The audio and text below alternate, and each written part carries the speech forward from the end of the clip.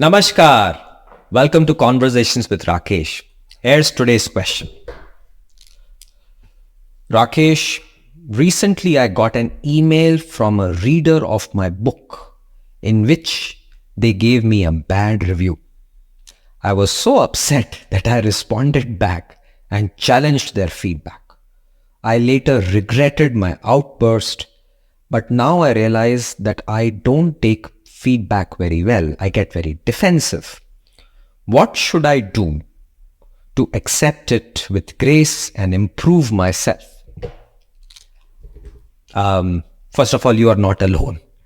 When we work very hard and we produce something, in your case, it was a book.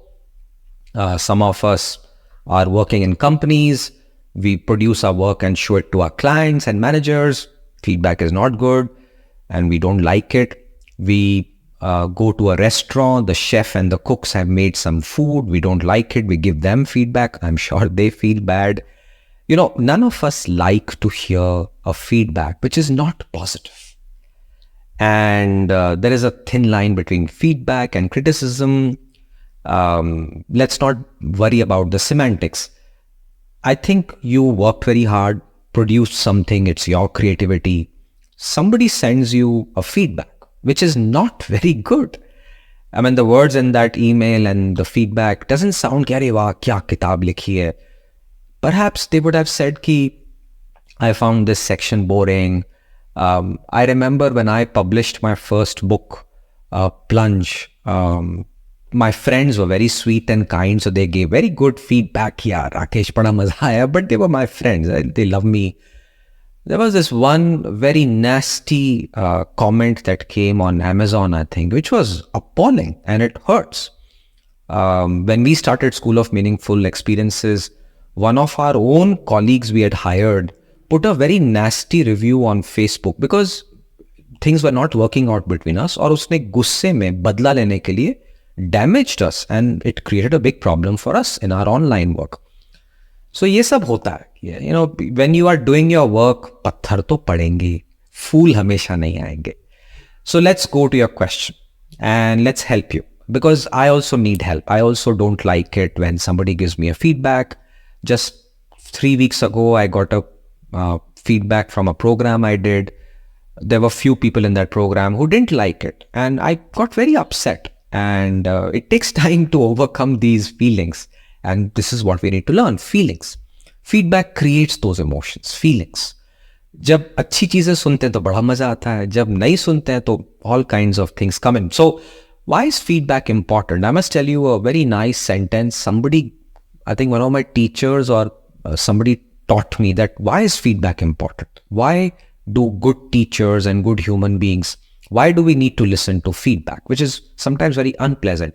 And the answer is feedback teaches us a very important skill, which is called detachment. It allows us to detach from our work and look at it very dispassionately, without any emotions, because that's where we will take that feedback with a lot of gratitude, care, कि भाई किसी ने time निकाल के feedback दिया है, तो देखते हैं क्या होता है. That detachment is an amazing leadership quality, which as you grow up in life becomes your foundation. And it is there in so many books. In fact, there's a book called Stoicism where I think Marcus Aurelius talks about it. And leadership studies do have these qualities where you become detached and dispassionate. And if somebody doesn't like your work, you have to just remember they're giving feedback on the position, the work you're doing. So you don't have to take it personally. So remember, feedback allows us to learn detachment, not take it personally, and sharpen our craft and make a better version of ourselves so that the craft is better, so that more and more people benefit from it. And this is what the feedback is. Now let's go to your question. Ki bhai, how do I accept it and with grace and improve myself? So I'll give you 4 steps. But before that, there's also a philosophy. This philosophy comes from a very nice story called the honeybee versus the housefly story. And the story is very simple. Ki you take a housefly and put the housefly in the most beautiful, opulent palace, but the housefly will only find dirt and will go there. And if you look at a honeybee, you take a honeybee to the the worst place, like a marsh and daldal, keechad, full of dirt. But the honeybee finds the best flower and sucks out the sweetest nectar. And the moral of the story is, please learn the quality of a honeybee where, regardless of your surroundings and the context, you always look at positive things. Housefly, negative things. So your point connects with that in the feedback, there is good versus bad. Focus on what is the good thing for you. How can you become a better person? I'm not saying find good sentences of your work, praises. That's not the intention. In that dirt that has come to you, a feedback mail, which is not pretty, find the nectar, because that's what you need to focus on. So here are my suggestions and steps that I follow, and I hope it helps you. The first is, the moment feedback comes, resist the temptation to react. Just control yourself. If possible, tie yourself to a chair. Don't type anything. I have a very simple technique. The moment feedback comes, I read it. I get very angry, very upset. I immediately start walking. I go to the bathroom. I go down. I go for a walk. Sometimes I take a sip of water. I request a chai. Main chai peeta hoon. It really gets that moment out, because that anger will make me do bad things, like what you did, and we regret it. So resist the temptation to let emotions take over you. Let them pass. That is step number 1. The second part, once this moment of emotional turbulence and volcano eruption goes, sit down and read. Let the feedback sink in. It's very important for you, because that person has sent you that feedback. They have taken time. Why would they do that? Because they want you to become better. So let it sink. Read. Let's see what. And this is where that honeybee comes. Find the good parts for your life. That, okay, they're trying to tell me that this is one area where, it didn't work for them. If possible, go and meet them and talk to them. Explain me. Tell me more about it, so that you get information. But sometimes it's not possible. So just take it. And that's the honeybee focus. Let the feedback sink in. That's the step number 2. Step number 3. Now translate this to points that you think you can implement in your work, your craft. And I do that. So this feedback that came 2-3 weeks, I read it. I saw one pattern in the feedback. What had happened was, I had taught them one session. This was my second part of the session.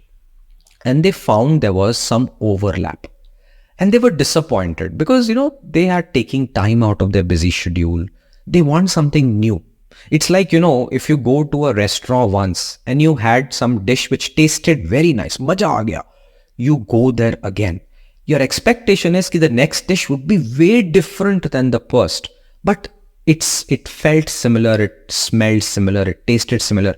You will be disappointed. I think that was the pattern. And then I went through my notes and I made a mistake. I had taught them that small portion twice.